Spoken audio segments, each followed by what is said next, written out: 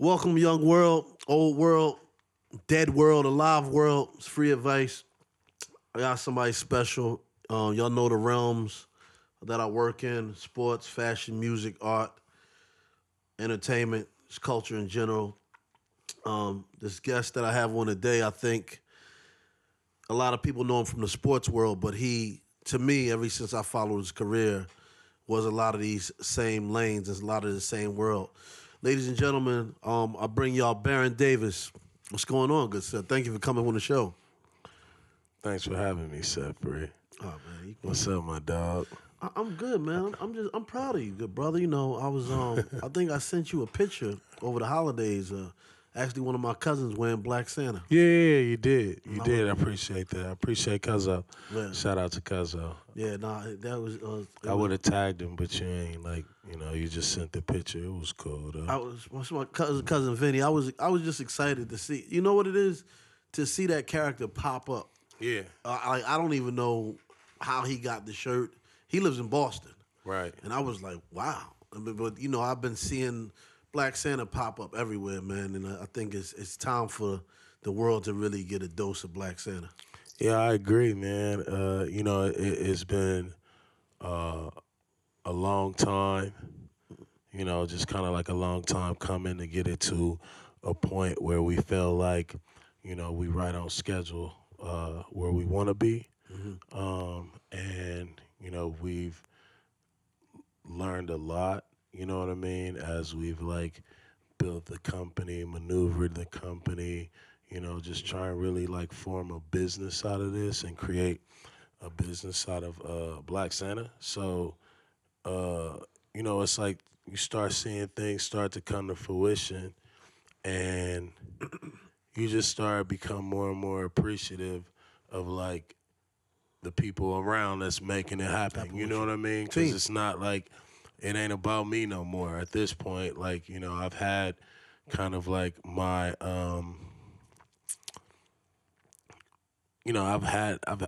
I've been through so much, like kind of like building up this brand, Mhm. right? And I think now it's like it's time for the people to like just take ownership. You know what I'm saying? And just do what they do, just rock it, support it, and Be a part of something. just like create a movement off of it. I think that was the overall goal, is to create a movement and to really like exude that we are positive people, a festive people, and we need to just start getting in the notion of like building things for us, right? Building things that we want to represent us for ourselves and also for our portrayal in the world, whether it's make believe or not, because we need all that. Totally. I think one of the things that you touched on, and I could take it back from just the sports side, of course, playing in the NBA, NBA legend, but you adopted something, and I seen you take it off the court a lot. Was the concept of team? Because you know, ever since I've known you, and you have so many teams. You have your Slick production team.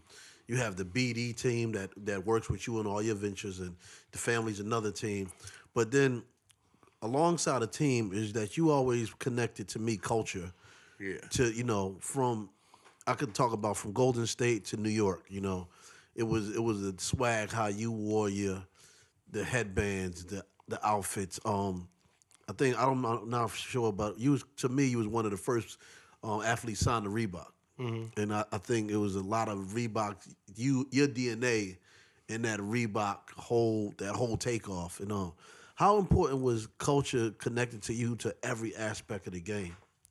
For me, it was like a big part of my game, right? Just because like that's what got me there. Just like growing up playing basketball at the elementary school courts, playing against dudes that was older than you, in like hostile environments. You know what I mean? And like basketball was like, if you can make it to the basketball court and nothing go wrong and get home, like you had a good day. You know what I mean? So kind of like playing with that mentality, but at the same time, like realizing that, to me, basketball is art.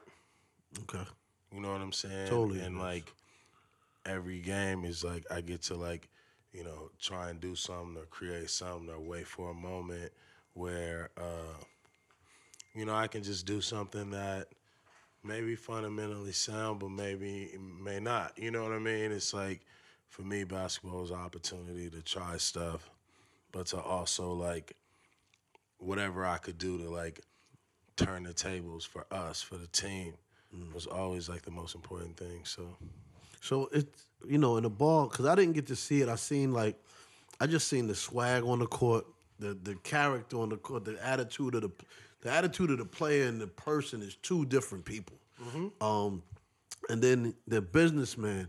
I didn't get to see the businessman of Baron on the court until I seen Reebok. But when did it seemed like you always had this mindset of like the way you move now and all the ventures that you do. Was that the same Baron in the league also? yeah, I started my own agency when I was like 21. Wow. And it was just me and my boys, and we just held each other down, and it was just really like I know myself better than an agent would know me, and I know that there are things that when you come into a lot of money, people waste a lot of money, but for me it was more so like basketball was something that I'm gonna do for the rest of my life, whether I get paid or not. Um, like what am I gonna do after basketball, and like what are the hobbies and the different things that I want to do, and so that just kind of like allowed me to invest in myself and treat that like a learning course or like business school. So I would take internships, and then I would go and like look at starting a business and in that category. And sometimes it worked, sometimes it didn't. But I knew the lessons that applied to what the successes and the failures were. And so I had hands-on opportunities to do a lot of things for myself and learn from the people around me, which created like more survival for me. But at the same time, it was just like at some point I gotta be, just as smart as everybody around me, so I don't get taken advantage of. I think, and that's an incredible journey what you went through. I heard the saying from Magic Johnson, and I heard it from Shaq, and a lot of players always saying life after basketball. But it seemed like you was life during basketball. You was like laying out this blueprint while Yeah. you was going through your career. And people don't want to even kind of mix those. Now was that a hard journey for you to take to like set the foundation up for your business while you was playing at the same time? Absolutely, it was incredibly hard. Right? Shit, it was super hard. And one, because like you hooping and you got business, and like you're trying to extend your business and do certain things and get people to partner with you and invest in your business or buy things from your business. So with businesses comes headaches, you know what I mean, and different teams, and sometimes it's not the right operational team, not the right management team.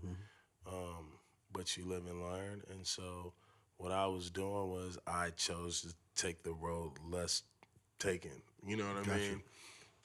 But I knew that, if I could learn from the smart people that I would meet and be around, then I could figure out a way to kind of like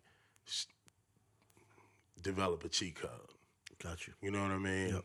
And piggyback off of great minds and great people, or just kind of duplicate, the models that I saw that were successful models.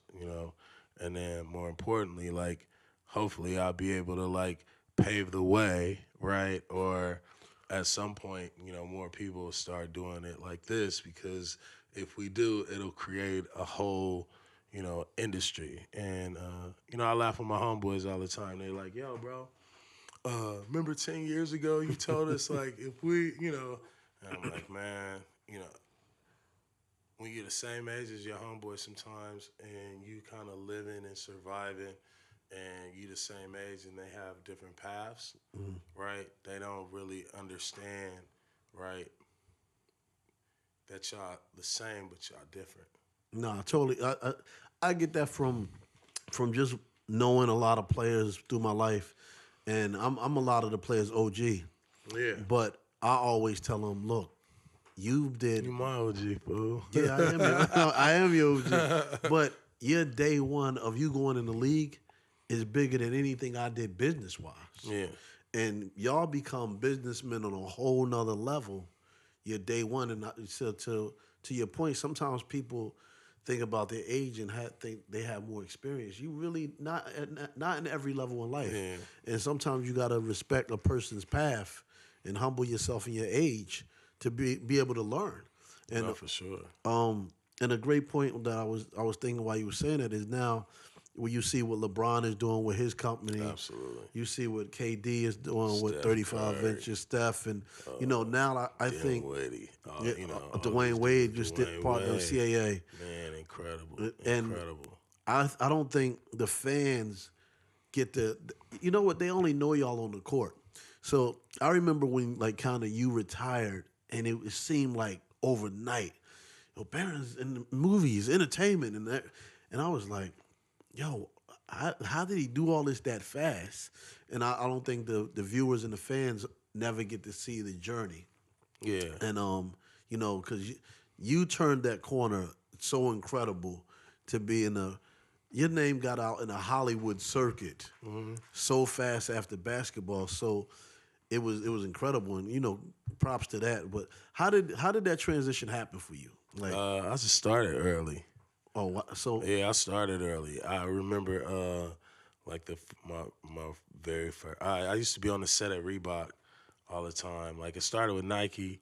When I was with Nike, I used to just hang out on the set, like at the commercial. So if I get invited to a commercial, if I was in a commercial, like I go in as talent, but like I walk out as like the director's assistant or just like hovering around. I ain't had nowhere else to go but like the hotel and like Practice. sit up like like I'm a celebrity or something. But I was like, nah, bro, I want to figure out what you do. Hey, bro, what you do? Oh, what you do? What do you do? What is that? What is he telling them? You know what I mean? So And now really- this is the process while like the later years where you playing, but you was like, I gotta start. This learning is now. early years. Oh, early years. And then with Reebok, it was like Reebok let me like hang out, talk about ideas, always tell me like, yeah, come back with us, with all kind of ideas and stuff. And so that kind of allowed me to be a part of the production. Got you. You know what I mean?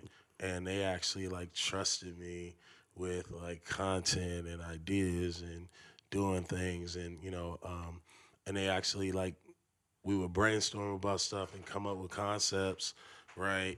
Like the whole Game concept, right? Like Game hadn't had an album out or nothing, but that whole I think Gary Sachs. Sex. Shout out to Gary Sachs. He shot that. We shot that in Lil Haiti. Me and the Game, and it was like something like how the West was won or the West something about the West. But it was a Reebok ad, and we dickied up. You know what I mean? Y'all G'd up. We G'd up. I got a funny story about that, but I say that for another time. Okay. But yeah, we was in Little Haiti, and basically the production shut down, and it was like, over. yeah, we gotta get him out of here, bro. You know what I mean? But it was like that type of stuff that Reebok let me do, and then after that, it was like Game started popping off, and I was like, man, let's make a movie, dog. And we made a movie. Wow. And it was called Millionaire Boys Club at the time, and then we sold it to Lionsgate, and they turned it to Belly 2. Wow. And so I got to like have, like the movie didn't go smooth, you know what I mean? Of course, nothing doesn't. At all, and so like I get traded to go. I remember I got traded to Golden State, and then a week later I got like a box full of dailies, and I was like, all right, I guess I'm gonna be watching dailies for the rest of the trying to figure out how to put it together. And so that's when I really like. So you had a full blown movie going on in your NBA Man, career. I had a 85%, 83% of a movie delivered on my front door. You know what I mean? Wow. And it was like, yo, how are we gonna finish this? And I just got traded, and the Warriors was just, it was just like dead over there, bro. It was like Yeah, nah, it you was a graveyard. Nobody totally. wanted to play. Nobody was excited about hoop or just coming to the gym to like play 1-on-1 or nothing. You know what I mean? It wasn't none of that going on. So I was just like, damn.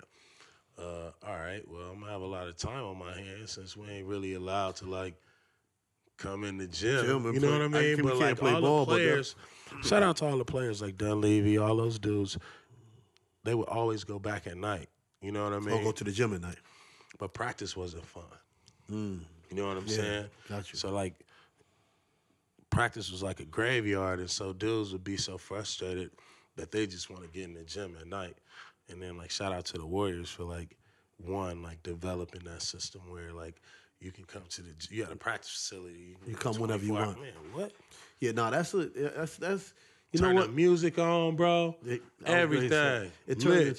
turns because it turns into a lifestyle when you want to practice. It's like you don't want to just have a set time. You might feel it that night, and then you want to run. Yeah. So that's big. A lot of teams need to adopt Or you that. just want to like go to the gym, turn the music up loud, start lifting, shooting. You know what I mean? For us, it's hard to sleep anyway.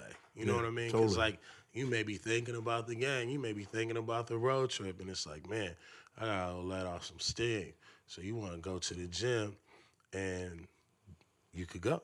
You know what I'm saying? So that was the cool thing. Is like basketball around that part, like that time, like trying to change that into a lifestyle. Change You it to feel what I'm saying? the culture of basketball. Yeah, for sure, because that's kind of like the engine. That's your engine. Yeah. You know what I mean? I mean, it's looked at it like when you ain't having the ball, what am I doing, and how can I infuse all them things into ball? And that you bringing that up, it's another world of view I always looked at is music. Yeah. And how influential has music played that role? Because I seen you DJ. I seen you make beats and mess around and be a couple people's ghostwriter. For sure, I But wish. how if they let me, dog, I would do it. I think you definitely capable. Man, I know already. Sign me up. How long has the music been a part of like your world that connected to ball? Because it seems like it's a fuel for you, and then you growing up, like you said, you had the relationship with Game before it was really game on for him. Like, how long has that been a part of your world? Well, music is kind of like, I always say from a child, music has always been like the moments that describe my life or help me remember certain moments in my life. You know what I mean? So for me, it's like music is my soundtrack. And so when I be DJing, them just be all the songs that I kind of like grew up listening to as a kid with my mom and them. My mom and them. Your mom and them. You gotta say that. But with my mama and auntie, and with my cousins, just like that, like West Coast gangster rap and like Roger and Zapp, Rodney O and Joe Cooley, a lot of that like that first wave. Man, and it was just like the experiences of being in the back of the IROC with my cousin and he's smashing, you know what I mean? And it's like, all right, I'm in the car, you know what I mean? Ain't much room in here, but, me and these speakers in the back and he like trying to blow my head, you know what I mean? Not in meaning like that. Like Pause. Pause for the audience out there. It's okay. Speakers. We gonna talk. Trying to blow my eardrums out. Pause still. The speakers. But oh yeah, he trying to use the speakers to blow. There we go. My we got eardrums out. These kids always want to play pause. But hey man, yeah, I don't be playing that shit. Nah, I think the other thing too with the music career, I mean, it was to me growing up with Snoop and Dr. Dre, you was that on the ball court. Yeah. I was like, yo, who's this wild nigga? And where's he from? Because it was like I was like, that's the music. Yeah. But a lot of times you learn about people on the team. You don't get to know where they grew up. You might know the college, and then that might throw you off because people. Some of these kids think, "Hey, I'm from Philly." Like, no, he from Virginia. Come on, man. So when you came to New York, you seemed like a New York nigga who was on the court. Yeah, I know. But I was like, where's his swag from?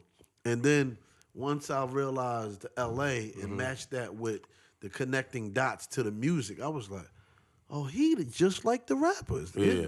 The aggression, your dunks is like Dre's tracks or Quick's tracks, whoever you prefer. And those were the similarities I seen, and I said, but then, learning more and then the culture of Menace to Society and Boys in the Hood. Yeah. If you put BD's Game, those movies, in Death Row Records, it had that same texture, it had that same feel. Yeah. Like, I don't know if it ever been broken down to you like that, but I No, felt for sure, yeah. when I was like, yo, he's bringing They tried to sign me to Death Row when I was in high school. for ball. Yeah, Death Row. Death Row Sports. Yo, y'all heard it on Free Advice first. Death Row Sports.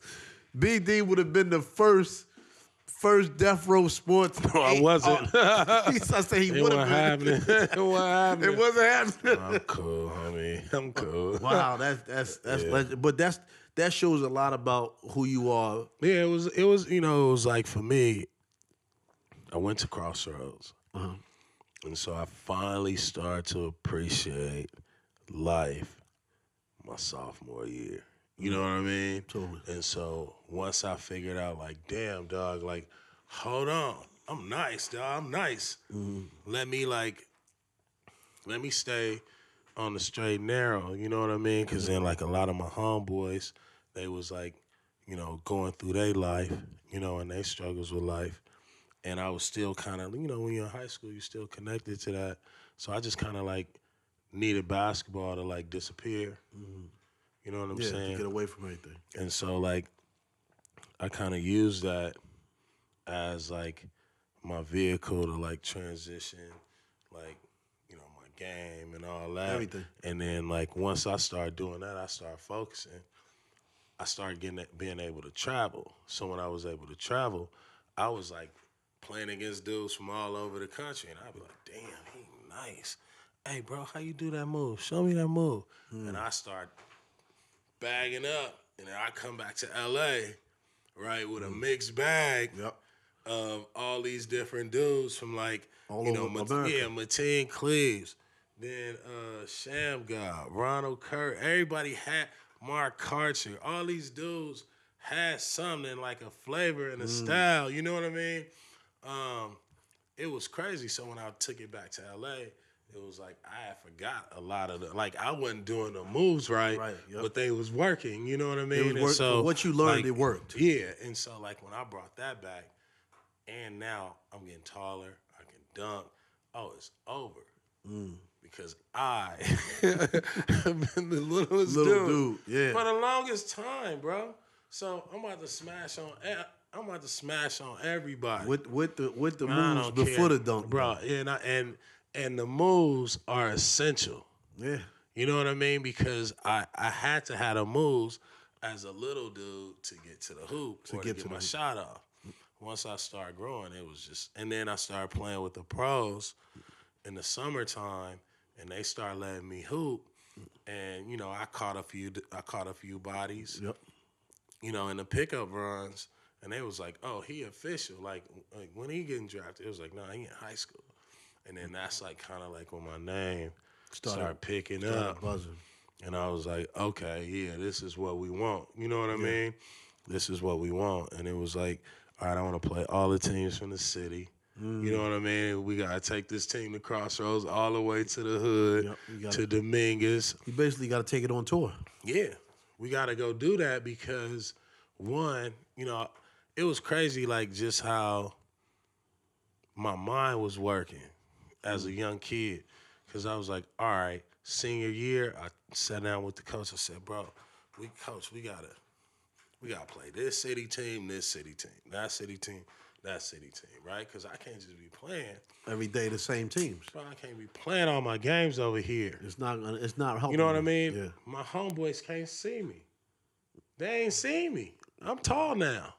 Yeah, I don't even look like I do. Like over. I used. Man, my homeboys don't even know I'm out here doing. They hear, but they don't see me because I'm always gone. You know what I mean? Yeah. So I told my coach, man, we got to go to Dominguez. We got to go to Crenshaw. I was trying to get him to go to Fremont, but he didn't want to do that. He didn't want to take that. That was the one we were supposed to go to because that's like home turf. You know what I mean? Got you. Yep.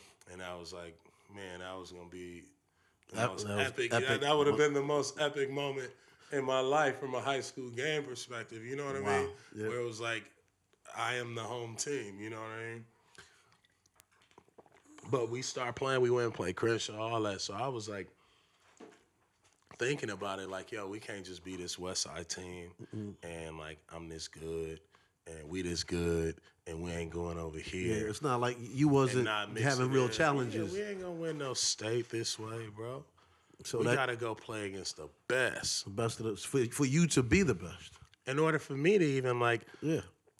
at the time, I still wasn't getting recognized unless it was like I'm at Nike camp and then it's like, oh, I go back to Crossroads, so nobody really knows. Yeah. Nothing about Crossroads. Then I go to the hood. Ain't nobody coming looking for, nobody over there. Yeah. So it was just really just kind of like lost in a lost world and like trying to get my coach to be like, yo, we got to go play real talent, bro. It's funny, man. Hearing your story is two things that I'm learning. You was always on the quest for learning. From the production side of Reebok, just like, yo, what's that about? Well, then even from your coach, you was using your coach as a vessel to be like, look, I need to keep traveling to learn more. Yeah. And now retrospect, even me looking, when I remember the first time you came to the compound, you was rambling off questions. Yeah. Like, yo, what's up with that artist, man? Yep. Who's that, man? And then you left and took it, and like you said, you took your pot, you put all the ingredients in, and then you called me back and was like, yo, I know what we're going to do. Yeah. And you came up with a plan from that. And now it seems like, let's move along down to the life after basketball. A lot of the ingredients that you had came along the way, the execution happened as soon as you finished basketball. So was production one of the, like, production and film, was that one of the first things that you did as soon as you finished basketball? Yeah, that was, I remember when I hurt my knee, I was like, damn, dude, it's over. I ain't coming back. Lord just helped me to walk and like be able to run or work out. But I knew at that point, I was like, yo, I just gotta go make the movie I said I was gonna make. I still haven't yet, but It's coming, though. it's coming. It's coming for sure. But I sat there and I was like, yo, I need to start coming up. I'm going home once I can walk, and I'm just gonna start thinking of ideas and movies and things like that. I could, like a style that I can bring to the table, and like a way that I can just develop material and basically give away hits. You know what I'm saying? Gotcha. So like for me, it was really about, man, let's see how many things, different projects I can cook up, and then let me find out who are these projects best suited for. Got you. So you So I found can your learn. audience. You know what I mean? It was just like, look, dude, I want to be in this for the next 50 years. You know what I'm saying? So like, if I can like get good projects off the ground and get them to the right producers, then I can just go sit and learn from them. You know what I mean? And Like, they can take it. You always did the starting point, Yeah, and then like you said, you learning through that point to get it to that next level. yeah. And then like you do that, and then it's like, all right, well, let me go try short form production. You're still a little frustrated because it's like nobody's really responding, right? They only respond to like certain things, and it's like sometimes they don't respond to the material, but it may be like the material was not best suited for them. no, You know what I mean? totally. Or like they're not looking at it right. You know what I mean? But as a creative, you always like, I'm so passionate about every project. It's Totally. like, damn, if you can just see the vision, you know what I Yeah, mean? if you If you turn can it just into see the something. vision, we can turn it into something or find the right people to put around it. But it was just like, man, I just kept persevering. And then I was like, you know what, fuck it, man. I'm just going to like start making content myself. Yeah. So now I know you've been doing content before. I mean, content has been king for me ever, but you've Yeah. been doing content for a long time, and like from the production and movies. So animation for me, and you're a lover of art just as much as I am. When did the light bulb go off? Because the animation is just another form of content. Yeah. When did that come about? And was Black Santa the first part of that? Yeah. I don't know. At one point, it was like I was watching TV. I was watching a movie, and I was like, "Yo, man, like Toy Story, one of the best movies out." You know what I mean? Facts. And then I was like, "Yo, that was crazy." You know what I mean? And like, there was just all these movies, and then they came with the Minions and Despicable Me, and it was just like, whoa, Movie after movie after movie. after movie, and I was like, "Yo, this is a great way to like tell stories." You know what I mean? Because like at the time, like that 3D animation was just like starting to come about, right? And like with the right voices and the right, like Yeah, it's over. words and the right characters, like you can create characters and worlds that can like live forever. Yeah. You know what I mean? And so I was just like fascinated by that. And, when I thought of Black Santa, just even about like, oh man, we should trademark Black Santa or come out with a movie. I was just sitting at home. And it was available? Yeah, I was just Wow. going over, I was just typing in Black Santa. All right, Black Santa Claus. Black Santa, African American Santa. Black Santa. And just like every time it just be like the same 30 pictures, you know what I mean? Of like, dudes with goatees and gold chains and, 40 ounces with Santa Clauses, or a Salvation Santa with a funny sign, or, a black or a black comedian on the cover of Jet. And so I was like, man, that's what I'm talking about. Like, that's what we need. You know what I mean? And that's what I remember. So I was just like, man, we need to create a Black Santa. And we need to create him like somebody would create a Mickey, like Walt Disney would create Mickey Mouse. So like we need to think about all the different things That needs to go into Black Santa. that he look like, What he's wearing, what he sound like, how he look, how he look, his do's and don'ts, his team, what he eats, what he's afraid of. You know what I mean? the backstory, basically. All that, like, just like everything you can think of, right? From like, why doesn't he wear a Santa suit? You know what I mean? Like That's dope. it's like, does he go down the chimney? And it's like, no, he doesn't. He pull up at your door. Yeah, man, because he don't want to mess up his sneakers. He got a ill sneaker game. You know what I mean? Black Santa can't have no it's white like- joints on, right? Come on, man, he coming through the door. Just different things about that, like, milk and cookies, or Yeah. he What is- likes cinnamon rolls. You know what I mean? is he- That's his thing. What is he eating? Right. What do the kids want to leave Black Santa when he come bring the leave him a gifts? cinnamon roll. That's cinnamon fire, roll, though. you know what I mean? Just switching it up, staying on point, paying respect and homage, right? But also allowing us to have little things and little ingredients, right? And imagine. that pertain to us, right? So it's not off, right? It's not just like, oh, here's a character. Oh, here's the character in black version. Got you. You know what I Yeah, mean? just And turn- so, like, changing that's the what I color. was seeing with these.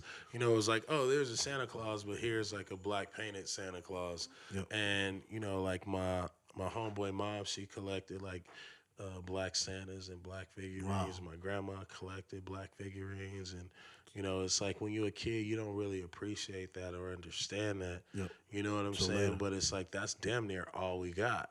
Yeah, that's true. You know what I mean? Them look little at me. porcelain things that I'd be like, man, get the like all Exactly. that shit that was kept in like the cabinet, Yeah, where you the- don't even touch the china, the plates with the yeah, designs man, on you it. better not touch. You better couldn't not go even near there. open that. Yeah, like, don't even you look at better that. Windex it, and that's it, bro. Hey, Yeah. you touch that shit, is over. I don't Nah. know who gave it to him, but it's just you like can't the go over there. figurines be sitting in there too, and so like, just like looking at that and just saying like, yo, how can we Do create that. something that is going to resonate with Our everyone? culture. It's funny because I think one of the times we was talking about this is like me when I created the Black Charlie Brown, and it was just growing up. I never felt okay.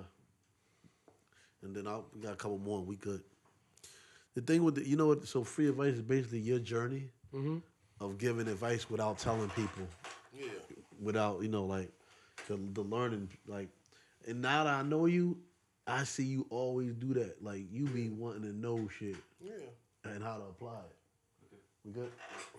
Yeah. One of the things is like when we was talking about Black Santa, it had comparisons to me with my Black Charlie Brown and growing up, not seeing no other. Literally, only other person I remember was Haji and Johnny Quest. I don't even know if you remember that, but he was an Indian one. But it was it wasn't too many cartoons or toys with any other races in it. So, definitely, man, I can't wait to. I want to see the Pixar Black Santa. Shit, me too. Yeah, it has to happen. We working on, man. We working on it. We working on the story, working on the character, working on characters, working on building out the world. You know what I mean? And like, we want to make sure that we put everything that, all the details, right? All the details of how to build this like modern day image, right? Or this modern day character, right? And really just use that as the first, and hopefully that'll be successful and be well supported, that we'll be able to do more and like tell more of our stories, find more of our stories, and more importantly just inspire us to start building in this direction too. Totally. You know what I mean? That's like, I think that's ultimately gonna be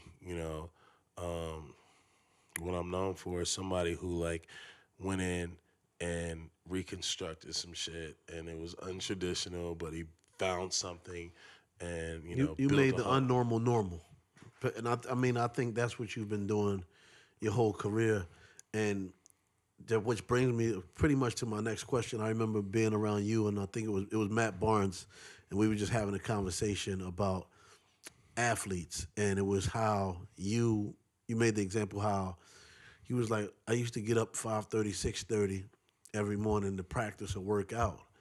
I still wake up the same time. I'm not gonna wake up later.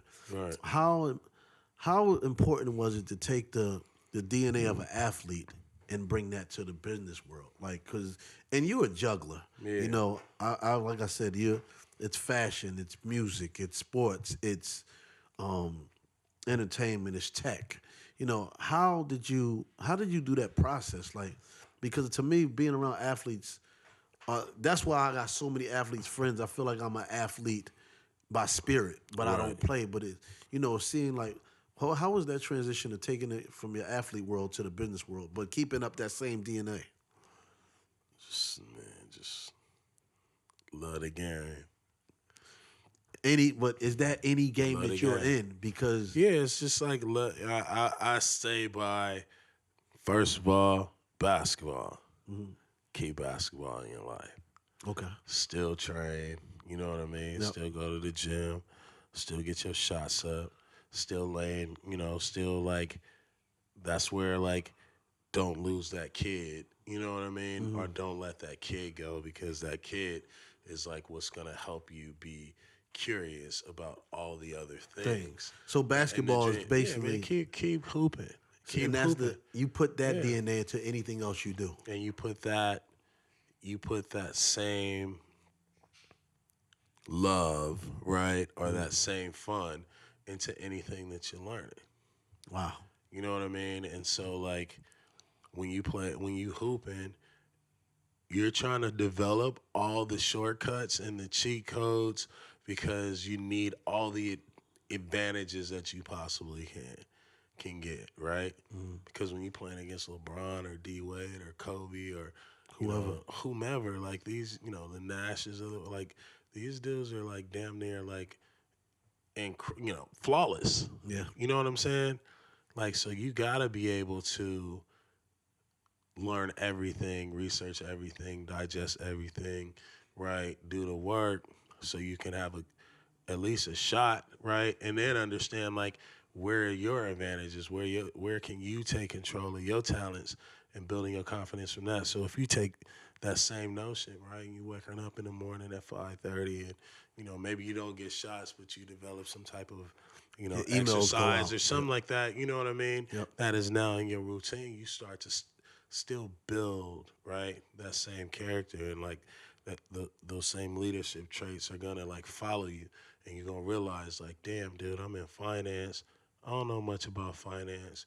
And in a month, you're gonna be like, damn, I didn't realize I knew this much about finance. That's true. And then 3 months later, you know what I mean? You're gonna learn more. And then 2 years later, you're gonna basically be able to skip the line because you are a living witness to whatever industry you're gonna work in. Yeah, it's funny, man. I hear people always say focus on one thing, and I look at life like a stove. You know, when you look at dinner, right? It's Thanksgiving dinner. Mama was cooking. The turkey was in the oven. Yeah. And you used to come back 7 times before the turkey get done. The mac and cheese was on the pan drawer you pull out down the bottom. all day. And it's like that's how. But then it was still the 4 burners on top. So candy yams over here, the collard greens, and dinner was never done at the same time. Like the turkey might have been done, or everything else might have been done, but you still waiting for the turkey. The turkey, you got to. So that's how I look at life. Like Yeah, wait for that turkey, bro. you gotta wait for that turkey, but you can still be cooking on all these other things. And a vegan would say, "Fuck the turkey." No, I'm joking. Well, my man Marshawn said, "Protect your chicken." But Nah, for sure. No, that's a great advice to kind of live by, because when you're thinking about it, when you think about Thanksgiving dinner, man, as a shorty, you literally went to the kitchen. I mean, you came back to taste the mac and cheese. You came back to taste the candy yams. You came back. we wasn't doing none of that. You get your ass slapped. But Get out there. but you tried. But you tried. You did. You knew what was cooked. You knew what was ready. And Mama used to keep saying it ain't done yet, or that's done, but you can't have none of that. Yeah. But it all came out at the same time, and I Right. feel like, as I see in your life, it's like, how did BD get out? He got a cartoon. How he got entertainment? How he got music? You was cooking all this time, Yeah. and now it's still like, because once you learn all these together, you get to choose when I'm ready to serve it to the world. Yeah. And that's, how, I look at your life, I look at my life, like, keep cooking on everything. Don't let nobody put you in that box. Man, you got to. And then serve it up when you want to serve it. And then know what to cook. Know when you start the turkey early. You know what I mean? You had to. That's the Start rule. the greens the day before, And- because that's gonna take longer to cook. So it's like really learning how to like cook, right? But when mom's, grandma in there cooking, they know all that shit gonna hit when that turkey ready. You know what I mean? And for you, basketball is your turkey. Yeah. It's like no matter what was going on, that's the focus, and it's like it's That's always gonna get you through, man. and it's connected to everything. It's gonna save your mental too. Wow, it's almost kind of your first love. Make sure you connect that to everything you're Well, doing. yeah, it's like ultimately like you're gonna get heartbroken, because it's gonna come a time and a point where Ain't no more turkey. yeah, they like shit. It's like you feel you can still play. Yep. You want to play, right? Yeah. But nobody else feels like you can play. And so that's kind of like that moment where it's like, damn, dude, I wish I could still play. You know what I mean? I want to still play, but I know it's like I shouldn't be playing. You know what I mean? Yeah, And totally. so it's like that heartbreak. You know what I mean? That heartbreak is something terrible. But like if you stay with it, you know what I mean? You're still connected to You're it. still connected to it, dude. And it's like you never really lose that innocence. You know what I mean? Or the energy. Right, the energy. So pretty much my last question, the question we do with all the guests, is shows free advice.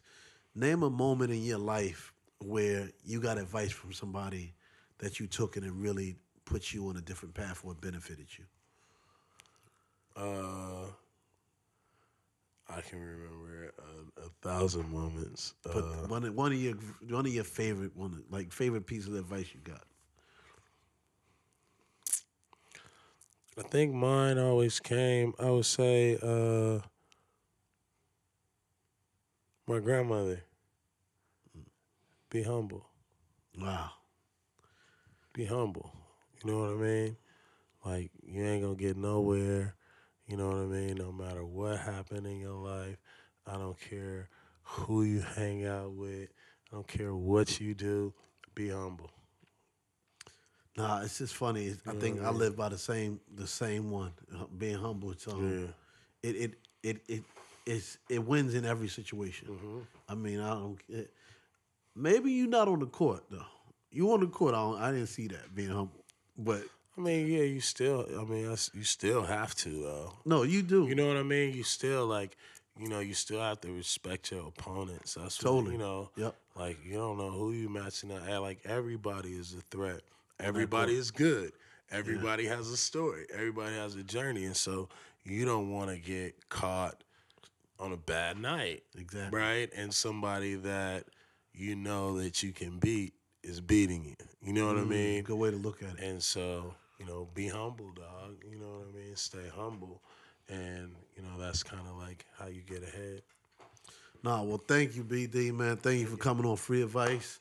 I know it's a lot of stuff coming from Slick down the pipe. People, y'all make sure y'all Slicksports.com. Slick Sports, Slick Media, Slick Entertainment. It's just it's a slick company. BD, thank you for coming, man. Thank God you, bro. bless. Appreciate it. The world is about to hear this great interview. All right. That's how you going to end it. The world is about to hear this great interview.